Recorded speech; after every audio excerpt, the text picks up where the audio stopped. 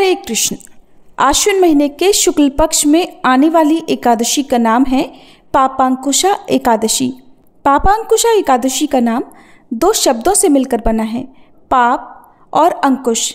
और पापांकुशा एकादशी व्यक्ति के सभी पापों और अपराधों पर अंकुश लगाती है, इसलिए इसे पापांकुशा एकादशी कहते हैं। और पापांकुशा एकादशी का व्रत रखने वाले भक्तों के सभी पापों का नाश हो जाता है और ऐसा व्यक्ति सद्मार्ग पर चलता है। इस बार पापांकुशा एकादशी के दिन भद्रा भी लग रही है, तो चलिए जानते हैं एकादशी का व्रत किस दिन रखना है और हरिवासर का समय कब से कब तक रहेगा, व्रत खोलने का शुभ मुहूर्त क्या रहेगा, इसके अलावा भद्राकाल कब से कब तक रहेगा, पूजा किस समय कर सकते हैं और किन किन चीज़ों का दान एकादशी या द्वादशी तिथि के दिन करना शुभ माना जाता है। इस बार वैदिक पंचांग के अनुसार एकादशी तिथि 2 अक्टूबर दिन गुरुवार को शाम 7:11 से शुरू होगी और इससे पहले तक दशमी तिथि रहेगी। तो दशमी तिथि के नियमों का पालन 2 अक्टूबर गुरुवार को किया जाएगा। एकादशी तिथि 3 अक्टूबर शुक्रवार को शाम 6:32 पर समाप्त होगी। ऐसे में इस बार सूर्योदय व्यापनी तिथि 3 अक्टूबर शुक्रवार को है और पापांकुशा एकादशी का व्रत भी केवल 3 अक्टूबर शुक्रवार को ही रहेगा। 3 अक्टूबर शुक्रवार को ब्रह्म मुहूर्त सुबह 4:45 से लेकर 5:35 तक रहेगा। सूर्योदय होगा सुबह 6:23 पर और सूर्यास्त शाम 6:08 पर होगा। इस दिन धृति योग भी बन रहा है और धृति योग रात 9:46 तक रहेगा। इस योग में निर्माण कार्य करना शुभ माना जाता है, जैसे कि भूमि पूजन या शिलान्यास आदि।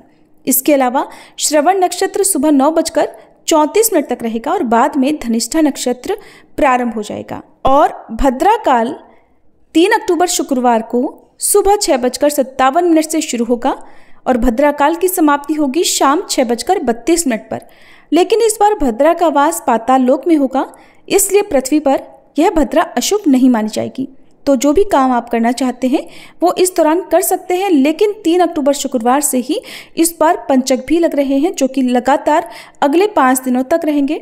और शुक्रवार के दिन लगने वाले पंचक को चोर पंचक कहा जाता है और इस पंचक के दौरान यात्रा करना ज़्यादा शुभ नहीं माना जाता, साथ ही चोरी आदि का भय भी रहता है।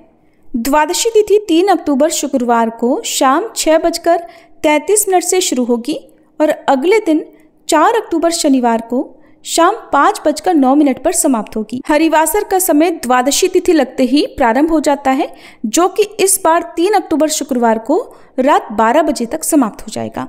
और द्वादशी तिथि के दिन यानी 4 अक्टूबर शनिवार को सूर्योदय सुबह 6:23 पर होगा, सूर्यास्त शाम 6:07 पर होगा और ब्रह्म मुहूर्त का समय सुबह 4:45 से लेकर 5:35 तक रहेगा।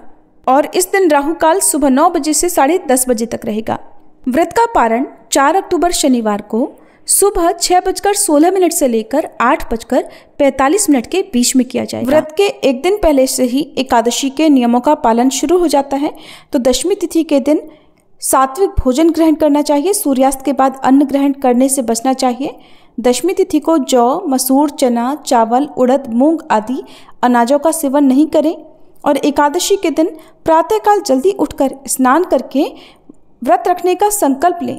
फिर भगवान विष्णु और भगवान श्री कृष्ण की पूजा करें, चंदन का तिलक लगाकर धूप दीप नैवेद्य अर्पण करें और भोग में तुलसी के पत्ते रखकर पंचामृत का, मौसमी फलों का या पीली मिठाइयों का भोग लगाएं।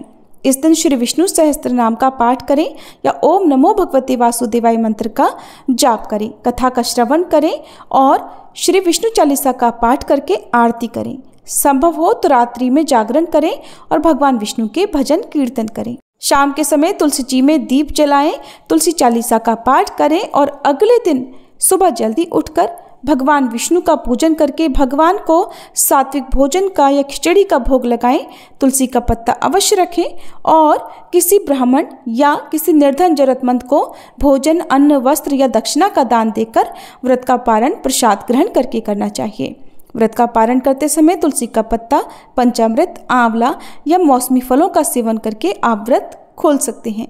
मान्यता है कि इस व्रत के पुण्य प्रभाव से व्यक्ति के सभी संचित या जाने अनजाने में किए गए पाप नष्ट हो जाते हैं और वह यमलोक के कष्टों से मुक्त हो जाता है। ये थी आज की वीडियो। उम्मीद है आपको पसंद आई होगी।